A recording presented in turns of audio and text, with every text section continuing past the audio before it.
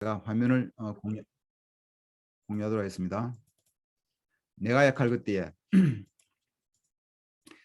포인트는 약점을 기쁨으로 한다는 얘기입니다.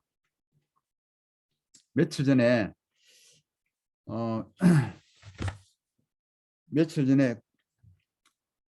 제가 TV 우연히 보는데 꼬리에 꼬리를 무는 이야기라는 TV 프로그램 재방송에서 12.12 쿠데타에 대한 자세한 설명을 듣는 기회가 있었습니다. 서울 국립현충원에 가면은 비문이 비어있는 그런 비석이 묘비가 있다고 합니다. 그것은 바로 12.12 쿠데타 사건 때 공수특전사령관이었던 정병주 장군의 묘지인데, 이 장군은 전두환의 그 쿠데타 반란군에 협조하지 않고 맞서다가 총에도 맞고 무참하게 또 잡혀가서 고문도 당하고 강제 전역되었던 사람입니다. 그래서 한 10여 년 이렇게 살다가 1988년에 실종되었는데 89년 산에서 의문사, 도저히 이해되지 않는 의문사 그 이유를 뭐 자살로 결론 내릴 수밖에 없었는데, 어쨌든 주변 사람 이해가 되지 않는 그런 사체로 발견되기까지 참 억울하고 한을 품은 삶을 살았던 것으로 이렇게 묘사가 되었습니다. 유족들의 뜻에 의해서 그렇게 비어있는 비문을 만들었다고 하는데, 이 아무 말도 할 수 없는 이 비어있는 비문이 오히려 굉장히 많은 말을 하고 있는 것 같습니다. 이분이 12.12 사태 이후 죽기까지 10여 년간 어떻게 살았을까, 그 삶을 생각하면 참 안타까운 마음이 많이 듭니다. 뭐 이분뿐만 아니라 이 세상에는 굉장히 많은 억울하고 힘든 일이 너무나 많음은 우리 모두가 알고 있는 사실입니다. 영화 밀양에서 보면은, 밀양이라는 영화가 있잖아요. 오래전에 여러분도 많은 분이 아실 것 같은데, 자신의 아들을 유괴 납치 살해한 범인을 이 교회 다니는 엄마가 용서하기로 마음먹고 감옥으로 찾아가서 그 살해범을 만납니다.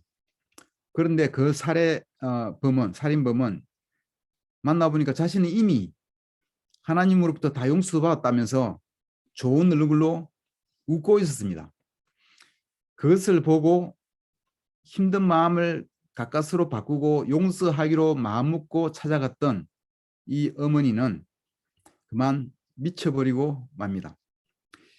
내가 용서하지 않았는데 어떻게 이런 살인범이 용서를 받을 수가 있단 말인가. 그녀는 그 사실을 이해할 수 없었고 받아들일 수가 없었습니다. 그 이후 그녀는 나가던 교회도 안 나가고 거의 정신이 미치다시피 되었고, 삶은 굉장히 힘들어졌으며 방황하는 삶을 살았습니다. 물론 그 영화에서 보면 그 살인범은 그녀 앞에서 정말 회개한 모습을 보여주지 않았습니다. 제가 볼 때는 그 살인범이 진짜 회개했다면 그 어머니 앞에서 정말 회개한 모습을 보여야 되는데 그러지 않았었어요. 아마 그 영화는 회개에 대해서 사실상 잘못 그리고 있었다고 저는 생각합니다. 하여간 억울하고 힘든 일을 당하면 우리 삶은 방황하고 망가지기 쉽습니다. 정병주 장군이 카톨릭 신자였다고 하는데 하나님의 은혜에 얼마나 의지하였는지는 알 수 없습니다만, 그렇게 할 수 있었다면 보다 더 어려움을 잘 극복할 수 있었지 않았을까 하는 안타까운 마음이 있습니다. 영화 밀양의 여자 주인공도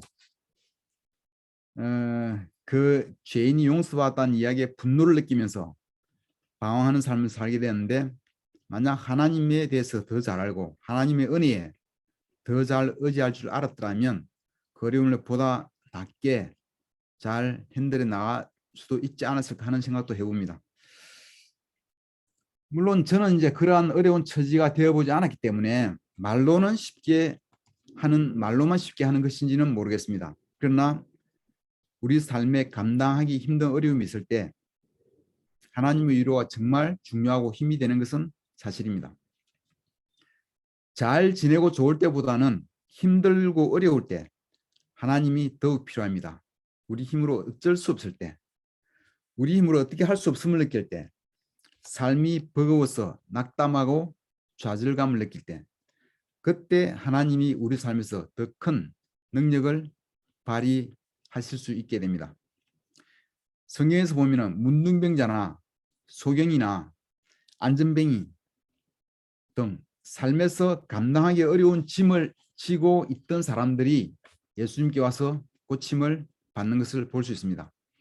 어려울 때, 정말 하나님을 찾을 때가 그런 어려울 때입니다. 어떤 때 하나님을 찾으라고 우리 삶에서 어려움이 있을 수 있습니다. 저는 예전 고등학교 1학년 때부터 눈이 아프기 시작하면서 제 삶에 시련이 시작되었고 이 병으로 좌절하고 힘들어 하였지만 다 지나고 생각해 보면 당시 교만하기 짝이 없는 제가 또한 교회는 자라면서 한 번도 보지 못했던 교회가 아예 없는 미랑 시골 마을에서 살았던 제가 저를 크리스찬으로 부르시는 하나님 부르시는 과정이었다고 나중에 보니까 그런 믿음이 들었습니다. 성경을 같이 보겠습니다. 고린도후서 12장 고린도후서 12장 2절에서 5절까지 우리 박덕주 형제가 읽어 주시겠습니까? 읽겠습니다. 고린도후서 12장 2절에서 5절 말씀입니다. 나는 그리스도를 믿는 사람 하나를 알고 있습니다. 그는 14년 전에 셋째 하늘에까지 이끌려 올라갔습니다. 그때 그가 몸 안에 있었는지 몸 밖에 있었는지 나는 알지 못하지만 하나님께서는 아십니다. 나는 이 사람을 압니다. 그가 몸을 입은 채 그렇게 했는지 몸을 떠나서 그렇게 했는지를 나는 알지 못하지만 하나님께서는 아십니다. 이 사람이 낙원에 이끌려 올라가서 말로 표현할 수도 없고 사람이 말해서도 안 되는 말씀을 들었습니다. 나는 이런 사람을 자랑하려고 합니다. 그러나 나 자신을 두고서는 내 약점밖에는 자랑하지 않겠습니다. 예, 감사합니다. 바울이 셋째 하늘로 이끌려 올라갔던 적이 있습니다. 몸으로 올라갔는지 휴거를 했다는 얘기죠. 휴거를 했는지 아니면 몸을 떠나서 영만 올라갔는지 모르겠지만 하여간 낙원으로 올라갔다고 합니다. 거기서 말로 표현할 수도 없고 말을 해서도 안 되는 그런 이야기를 들었다고 합니다. 무슨 말을 들었는지 궁금하지 않습니까? 바울이 들었다는 거야? 환상으로 올라갔는지 어떻게 올라갔는지 모르겠지만 그 느낌과 기분을 경험하고 싶지 않으십니까? 바울이 보았던 낙원, 패러다이스가 어떻게 보였는지 어떻게 생겼는지 저는 참 궁금합니다. 제가 만약 그런 경험을 하였다면 제가 어떻게 변화할 것 같습니까? 여러분이 그런 경험을 실제로 했어요. 그럼 어떻게 변화할 것 같습니까? 저는 아마도 제 머릿속에는 하늘나라만을 그때부터는 생각할 것 같습니다. 제 눈은 하늘나라의 하나님께 포커스 될 수 있을 것 같습니다. 이 세상에서 벌어지는 모든 일들이 사소하게 생각될 것 같습니다. 아파트 값이 올라가 별 걱정이 안 될 것 같습니다. 그리스도를 아는 지식에 비하면 이 세상의 모든 것을 다 오물로 여긴다고 바울이 얘기했는데 저도 아마 그런 마음을 좀 갖기 시작할 것 같은 생각이 듭니다. 가끔 보면은 자신이 신비적인 어떤 영적 체험을 하였다면서 아주 자랑스럽게 얘기하는 사람이 있습니다. 확신 있게 얘기하는 것을 보면 그런 경험을 한 것이 정말로 맞는 것 같습니다. 아마도 사실이 맞을 거라고 저도 믿습니다. 그러나 그러한 분들이 특징적인 것 중 하나가 그것을 굉장히 자랑스럽게 생각하고 그러한 경험을 지나치게 중요시한 나머지 다른 그냥 보통 사람들 하듯이 성경 읽고 기도하며 성실하게 예수님을 닮아가려고 하는 이러한 노력을 하찮은 또는 대수롭지 않게 가볍게 생각하는 성향이 있는 것을 보게 됩니다. 성격이 조금 다를 수는 있지만 저에게도 의미 있는 작은 이야기거리가 하나가 있습니다. 오래전 제가 성경 공부를 할 때 꿈을 꾼 적이 있습니다. 그날도 성경책을 보다가 밤 12시경 잠자리에 누웠던 것으로 생각하는데 꿈속에서 하늘 구름 위에서 베드로와 요한으로 생각되는 흰옷을 입은 두 사람, 세 사람인지 정확히 모르지만 두 사람이 자기들끼리 무슨 이야기인가를 하면서 저를 이렇게 저를 손으로 가르치는 것을 가르쳐 있었습니다. 그리고는 잠이 깼습니다. 꿈은 그게 전부였습니다. 그런데 일어나 보니 저의 온몸과 옷이 땀으로 젖어 있었습니다. 며칠간 아프던 감기가 깨끗이 나은 것을 느낌으로 알 수 있습니다. 그리고는 일어나 도저히 잠이 오지 않았고 밤새 성경책을 보다가 또 바둑을 혼자 두다가 하면서 밤을 새우고 출근을 하였습니다. 그런데 사무실에서도 머리와 눈이 멍하니 부은 느낌이 들고 종일 기분이 이상했습니다. 마음에서 지난 12년, 13년 동안 눈이 아파서 책을 제대로 보지 못하던 그 병이 나은 듯한 느낌이 들었습니다. 느낌이려니 하고 생각하고 그냥 일을 하고 있는데 앞에 앉은 여직원이 돌아보더니 갑자기 성경씨, 눈이 왜 그렇게 부었어요? 하고 놀라며 말하였습니다. 제 느낌만은 아니었던 것입니다. 화장실 가서 거울을 보니 정말 눈이 확연히 퉁퉁 부어 있었습니다. 그리고는 지난 12, 3년 동안 저를 고생시키던 그 눈병이 정말 나았습니다. 신기하지 않습니까?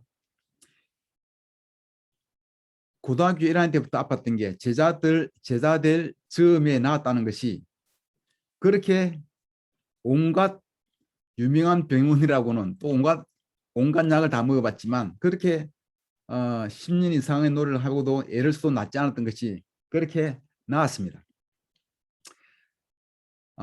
자랑거리라고 할 수는 없겠지만 개인적으로는 잊혀지지 않는 경험 중의 하나입니다. 몇 년 전에 그 부분 꿈 이야기만을 떼어서 서울의 한 집사님에게 이야기했더니 이 꿈을 자기에게 팔라고 했습니다. 하여간 이러한 경험을 한 바울은 나군에 다녀온 경험을 한 바울은 이것이 마음속에서 자신에게 아주 큰 자랑거리였을 것입니다. 그 다음 성구절을 보시겠습니다.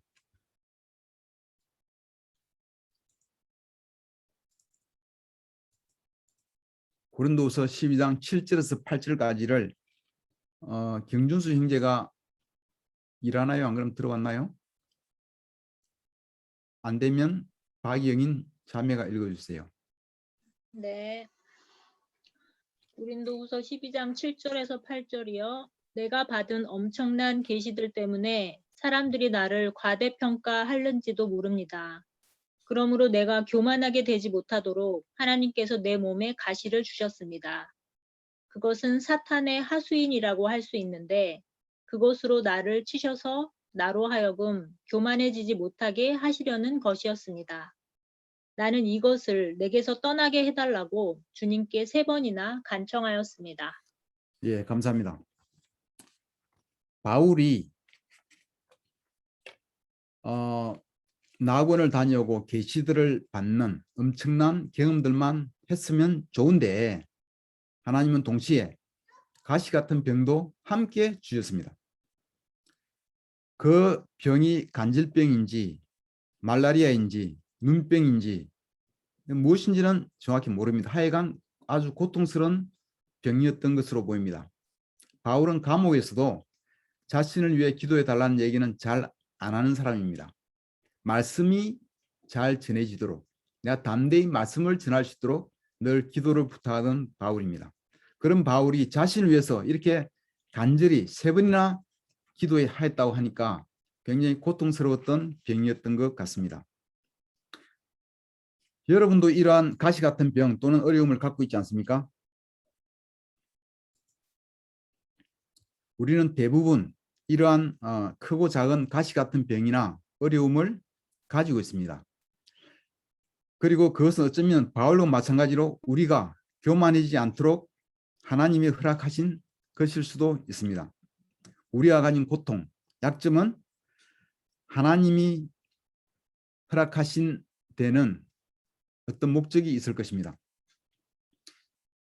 저는 당시에 눈뿐만 아니라 눈이 아프기 시작하고 1년 후에는 다리도 아프기 시작했습니다.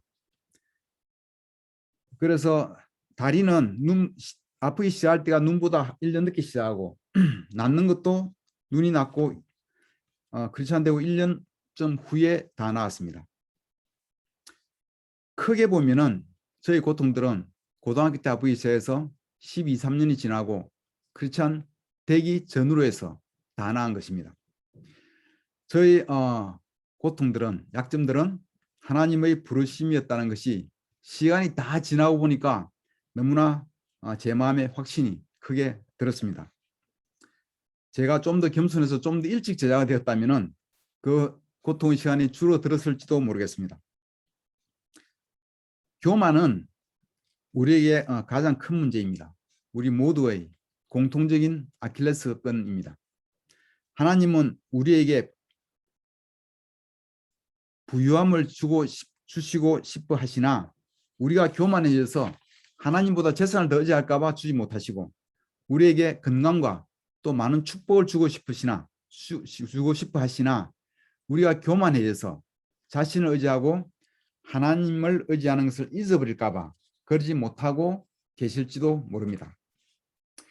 아브라함이나 이삭, 야곱과 같이 많은 재산을 가졌으면서도 하나님께 잘 의지하는 그런 제자 삶을 살았으면 얼마나 좋을까 하는 생각이 듭니다. 우리가 지혜롭다면 문제에 매달릴 것이 아니라 문제를 푸는데 매달릴 것이 아니라 하나님의 뜻을 찾는 것이 좋을 것입니다. 하나님은 우리 삶의 모든 것을 알고 계십니다. 우리 머리카락도 다 세고 계신다고 하셨습니다. 우리 삶에서 일어나는 모든 것은 하나님의 허락 하에 일어나는 것이며 하나님의 뜻이 담겨 있습니다. 고통이 있을 때, 약점이 있을 때 믿음으로 하나님의 뜻을 찾고 따라가고자 하는 우리 모두가 되기를 바랍니다.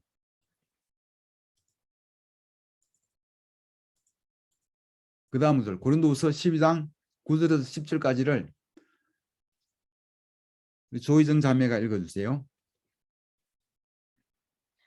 그러나 주님께서는 내게 이렇게 말씀하셨습니다. 내 은혜가 내게 족하다. 내 능력은 약한 데서 완전하게 된다. 그러므로 그리스도의 능력이 내게 머무르게 하기 위하여 나는 더욱더 기쁜 마음으로 내 약점들을 자랑하려고 합니다. 그러므로 나는 그리스도를 위하여 병약함과 모욕과 궁핍과 박해와 곤란을 겪는 것을 기뻐합니다. 내가 약할 그때에 오히려 내가 강하기 때문입니다. 예, 감사합니다. 바울은 3번 기도한 끝에 주님의 응답을 받고 깨달음을 얻습니다. 내 은혜가 너에게 족하다. 내 능력은 약한 데서 완전하게 된다. 내가 약할 그때에 오히려 내가 강하기 때문입니다. 하는 놀라운 진리를 깨닫게 됩니다. 바울은 자신에게 주어진 가시 같은 병, 그 약점을 오히려 기쁨으로 전환시키는 놀라운 본을 보이게 됩니다. 자신의 약점을 기뻐하기에 이르렀던 것입니다. 바울은 자신이 가시 같은 병에 매달려 매대기 치지 않았습니다. 그는 그것이 하나님의 능력이 자신의 약한 몸에 나타날 기회라고 여기고 기뻐했습니다.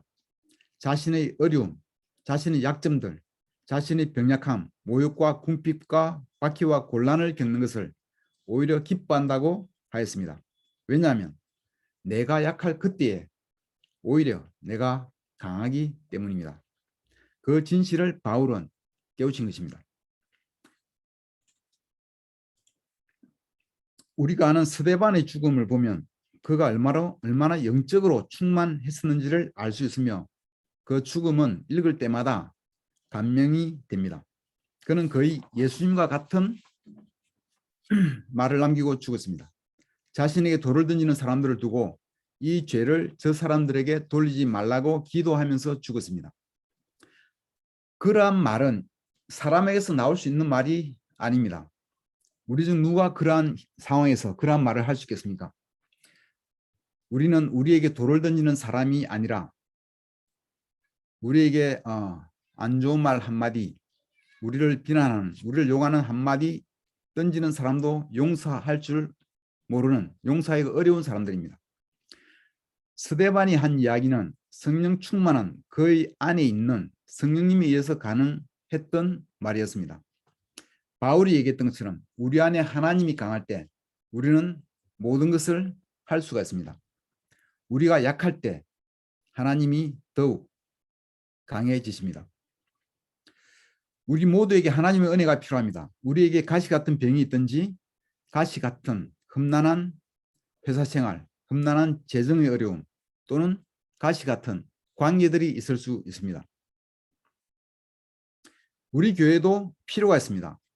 교회를 이어갈 젊은 청년 세대의 말씀을 전해야 하고 또 우리 교회 건물도 구해야 할 필요가 있습니다. 지난주 맥미팅에서 교회 건물 추진위원회를 설립하기로 하였습니다. 최진규, 엄기의 부부가 이 추진위원회 위원장을 맡고 우리 김진호 형제, 김상수 형제들이 조인을 하기로 했습니다. 또 여러분 가운데도 아마 위원장님이 광고를 하시겠지만 교회 건물을 구하는데 관심이 있거나 도움을 줄 수 있는 분들은 이 추진위원회에 가입해서 적극 한 마음으로 일해 주시기를 부탁드립니다. 하나님의 은혜가 우리 모두에게 필요합니다. 세상에서는 내 힘으로 내 실력으로 강해지는 것을 가르치지만 우리에게 필요한 것은 하나님의 능력입니다. 제가 12년 이상 많은 노력을 했지만 그렇게도 안 나왔던 병들이 그렇게 눈과 다리가 하나님의 능력에 의해서 나았습니다. 제가 돌아보면서 생각을 해봤습니다. 제 인생의 중요 변곡점들은 모두 저의 노력이 아니라 하나님의 능력으로 이루어졌음을 볼 수가 있었습니다. 앞으로도 그러할 것입니다. 앞으로 제가 무엇이 의지하고 어떻게 살아야 할 것인가를 제 지난 과거 삶에서 볼 수가 있습니다. 하나님께 가는 것이 최선입니다. 제 안에서 하나님의 능력이 강해지는 것이 최선입니다. 우리의 문제에, 우리의 약점에 좌절할 것이 아니라 하나님의 능력을 기대하고 구하여야 할 것입니다. 내가 약할 그때에 오히려 내가 강하기 때문입니다. 그 말씀대로 약점을 기쁨으로 전환할 줄 아는 우리 모두가 되기를 바랍니다. 내가 약해서 하나님께 의지하고 구할 때 그 놀라운 하나님의 능력을 우리 모두가 경험할 수 있을 것입니다.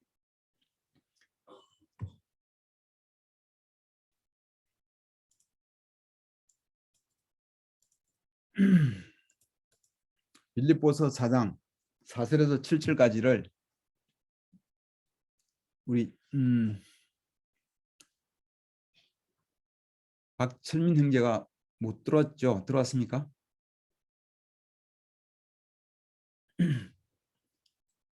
그러면 김상수 형제가 읽어주세요. 예, 읽겠습니다. 주님 안에서 항상 기뻐하십시오. 다시 말합니다. 기뻐하십시오. 여러분의 간용을 모든 사람에게 알리십시오. 주님께서 가까이 오셨습니다. 아무것도 염려하지 말고 모든 일을 오직 기도와 간구로 하고 여러분이 바라는 것을 감사하는 마음으로 하나님께 아뢰십시오. 그리하면 사람의 헤아림을 뛰어넘는 하나님의 평화가 여러분의 마음과 생각을 그리스도 예수 안에서 지켜줄 것입니다. 아멘. 네, 감사합니다. 삶을 살아갈 때 자신의 그 사람의 분위기가 있습니다. 똑같이 약점이 있어도 똑같이 어려움이 있어도 어떤 사람은 그 약점 때문에 그 약점에 매달려 있어 너무나 힘들게 지낼 수가 있고 그러나 어떤 사람들은 그럼에도 불구하고 그 분위기를 기쁨과 감사함으로 만들어 갈 수가 있습니다. 여러분은 어떤 분위기의 삶을 만들어가고 있습니까? 지난 주일 설교 말씀에서 포도원 주인은 하나님을 이야기하는 것이고 부르심을 받은 일꾼들은 크리스천들을 의미합니다. 우리는 아침에 왔든지 포도원에 아침에 일하러 왔든지 오후에 부름을 받고 왔든지 우리 모두는 하나님의 부르심을 받고 구원을 얻은 사람들입니다. 우리가 할 가장 중요한 것은 불평불만하는 것이 아니라 다른 사람과 비교하면서 불평불만하는 것이 아니라 부르심을 받은 데 대해서 감사하고 기뻐하는 것이 우리 삶의 분위기가 되어야 합니다. 바울처럼 마치 셋째 하늘에 올라가서 나군을 보고 온 사람들처럼 하늘나라를 생각하고 하나님을 생각하고 기쁨과 감사함이 우리 삶의 분위기가 될 수 있도록 그렇게 되기를 바랍니다. 여기 말씀에서 보면 주님 안에서 항상 기뻐하십시오. 다시 말합니다 하고 강조합니다. 기뻐하십시오. 재차 강조하고 있습니다. 우리에게 문제가 있어도 가시 같은 어려움이 있어도 내가 약할 그때에 오히려 내가 강하기 때문입니다. 이 말씀을 기억하고 하나님께 구하는 우리 모두가 되기를 바랍니다. 기쁨의 모드, 감사함의 모드를 유지해 나가는 우리 모두가 되기를 바라면서 말씀을 마치겠습니다. 감사합니다.